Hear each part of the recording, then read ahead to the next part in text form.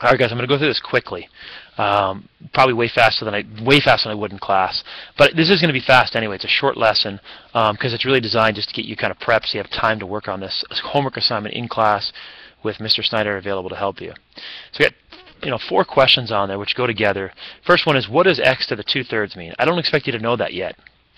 If to learn that, you'd probably just plug it. The smartest way to learn that is just to plug some numbers in for x and kind of tinker with it. So I gave you some convenient numbers for x. So just type in your calculator 8 to the 2/3 just like you did yesterday. So run over, grab a calculator, pause this thing, do 8 to the 2/3, do 27 to the 2/3, do 125 to the 2/3. I try to get you to do this in class today. A lot of people learn from the calculator. They figured out what x to the 2/3 really means. That's real knowledge. There's knowledge where someone tells you something. I could sit here and tell you that this is 4. But if you're not doing it, you're not going to see the buttons being pushed and see what's really happening on there. 27 to the 2/3. Oh, sorry, and just to discuss it again, that means you're typing in 8, little caret sign, and then your parentheses, 2/3, 2 divided by 3, to get that value of 4. So just a quick refresher for anybody who's absent yesterday. Try it with 27. Kind of interesting, you get 9. Try it with 125. Interesting, you get 25. Just look at these numbers for a second. What do you notice about all these numbers? 4, 9, and 25. What's absolutely perfect about all these numbers? Hopefully you go, oh yeah, they're perfect squares. This is 2 squared. This is 3 squared, and this is 5 squared. Think about where the numbers 2, 3, and 5 come from. How does 2 relate to 8? How does 3 relate to 8? And how does 5 relate to 125? Sorry, how does 3 relate to 27? Hopefully from yesterday you go, wait a minute, that's a cubed root. The cubed root of 8 is 2. The cubed root of 27 is 3. So essentially what x to the 2/3 means, it's 2 different things going on. The 2 on the top is x squared. The 3 on the bottom means the cubed root. It's a little weird. It's 2 different operations. It's a cube root squared. And you go, wow, what does that even mean? That means you're taking a cube root of x squared. So you could actually do this problem 2 different ways. You could actually square 8. 8 times 8 is 64. And then do the cube root of 64 and you'd get 4. You could actually do 27 times 27 and then do the cube root of that, which I do with the calculator, and you get 9. You could do 125 times 125, take the cube root of that and get 25. So you can do the order of operations either way because it's all just a form of multiplication.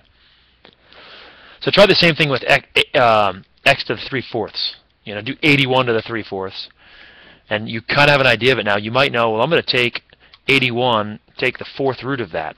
You might kind of see that kind of that concept. So you take the square root of the square root. The square root of 81 is 9. The square root of 9 is 3. And then you cube it. You do 3 times 3 times 3. Oh, sorry, I forgot one other thing here. Going back to this one, another way to write this would be x squared to the 1/3 power. Good thing to write down on your paper. We talked yesterday about what to do with exponents here. You multiply exponents. 2 times 1/3 is 2/3. So that's sort of another way to kind of explain this with the power of a power rule. Back to what I was talking about here. The 4th root of 81 is 3. 3 times 3 times 3 gets you to 27. Try the same thing with 16. You could do the 4th root of 16, which is the square root of the square root. So 16, 4, 2, and then you do 2 times 2 times 2 to get 8. So it's essentially the fraction is 2 different operations. It's a 4th root cubed.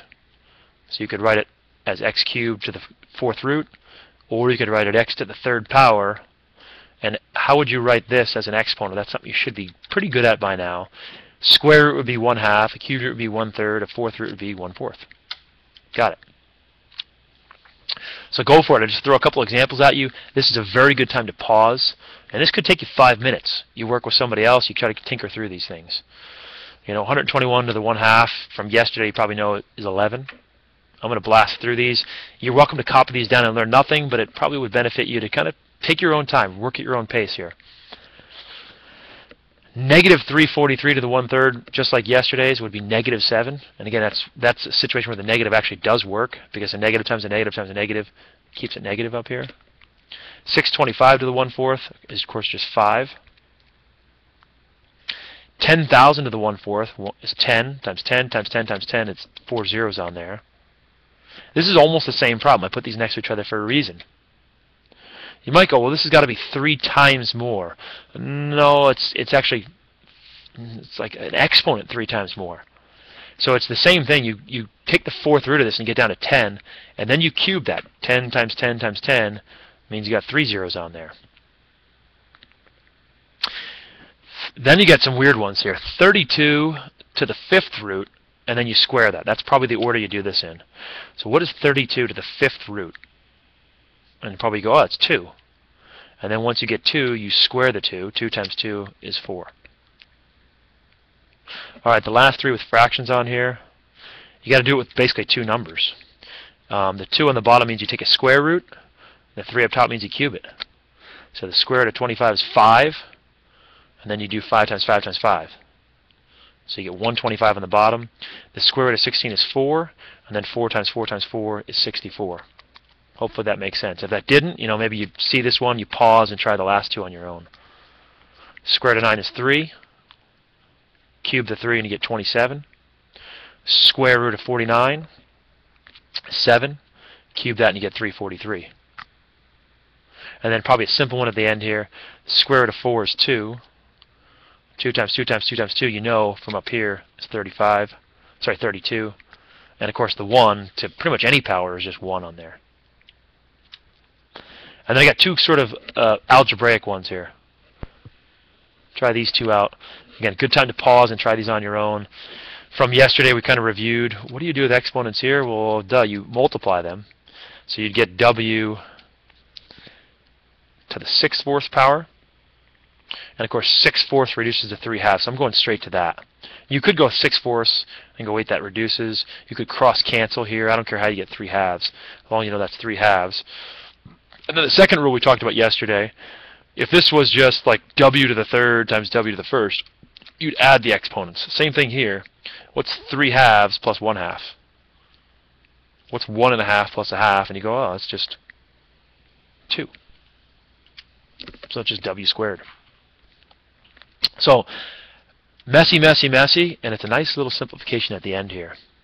Try the same thing with the q's on there. Again, you multiply your powers here. Power to a power is multiplication. So that would get you 8/3. Look at that nice q on there. What a beauty. And then you got 8/3 times q to the 1/3. Recall what you do with your exponents here.